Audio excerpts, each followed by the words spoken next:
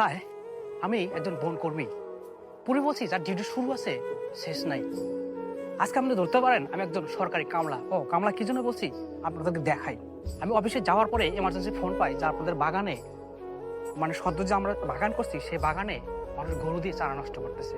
দেখেন, আসেন আমার সাথে আসেন।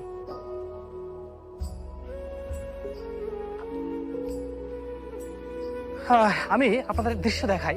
দেখেন, মানুষ তার ক্ষুদ্র স্বার্থের জন্য কিভাবে, দেখেন এই যে এটা একটা বহেরা চারা, এই বহেরা চারাগুলো তারা কিভাবে নষ্ট করে। আপনারা ভাবছেন যে আমরা ভিডিও করে কি জন্য দেখাচ্ছি? দেখেন, এদিকে আসুন। দেখেন এই যে চারা, মানে চারাগুলো এত সুন্দর চারা উঠছে।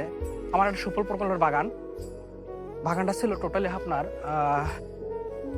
দেখেন 23-24 অর্থ বছরের বাগান ছিল। আপনাদেরকে ভিডিও করার উদ্দেশ্য কি সেটা হয়তো আপনারা বলতে পারেন। এখানে টোটাল 30 হেক্টর বাগান আছে। আমার মতো একজন বন কর্মী, আমি যদি 30 হেক্টর বাগান একবার রাউন্ড দেই তাহলে মিনিমাম 3 ঘন্টা সময় লাগবে।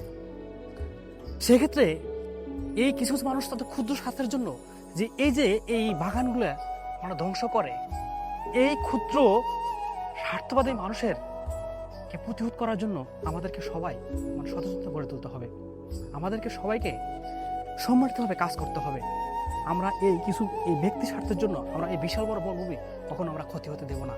আমাদের সবাইকে এগিয়ে আসতে হবে। তা না হলে অদূর ভবিষ্যতে এই বনায়ন যদি না থাকে, এই বনভূমি যদি না থাকে, তাহলে আগামী প্রজন্মকে আমরা কখনো সুন্দর একটা পরিবেশ দিতে পারবো না।